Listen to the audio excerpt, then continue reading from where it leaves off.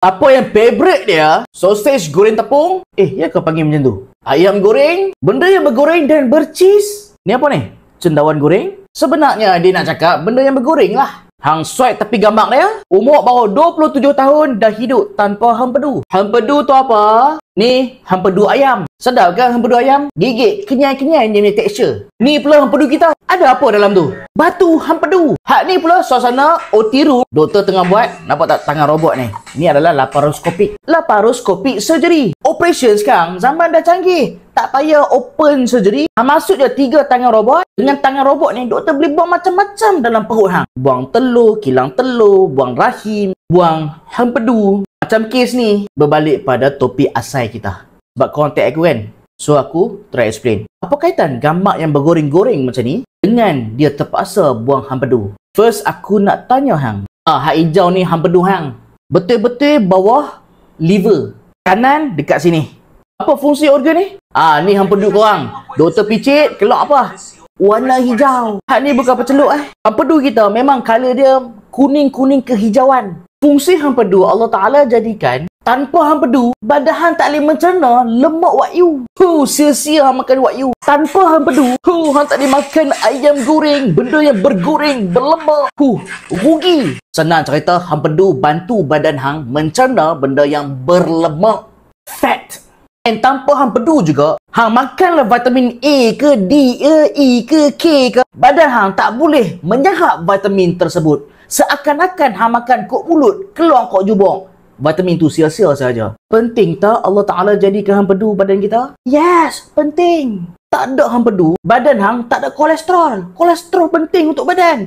Kulit hang dah jadi kulit baru, perlukan kolesterol. Rambut hang dah dapat sel rambut baru, perlukan kolesterol. Senang cerita, badan manusia termasuk sel-sel, kita ada 40 trilion, 37 trilion sel dekat badan. Semua sel tu perlukan kolesterol untuk hasilkan sel yang baru.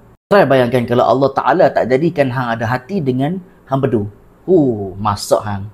Sebab itulah kebanyakannya orang yang dibuang hempedunya, doktor mesti ada sebab lah kenapa hempedu terpaksa dibuang. Ingat dia pun saja ke buang. Kebanyakannya orang yang lepas buat hempedu, ataupun kita panggil sebagai cholecystectomy, akan mengalami a few malnutrition ataupun nutritional deficiency. Kadang-kadang mereka makan, contohlah kan, mereka makan benda yang berlemak, contohlah macam daging wagyu. Lepas tu, sakit perut, nak terberak. Tengok-tengok lubang jamban.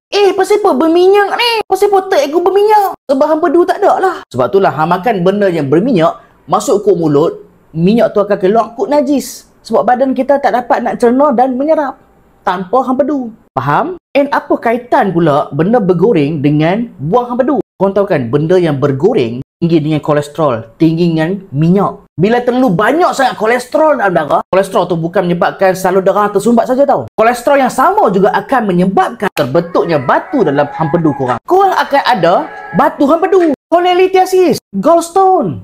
Macam-macam bentuk batu dalam hempedu. Warna kuning, warna hitam pun ada. Bile pigmented stones, cholesterol stones. Batu ni kalau korang tak buang, dia akan menyebabkan hempedu korang jadi radang.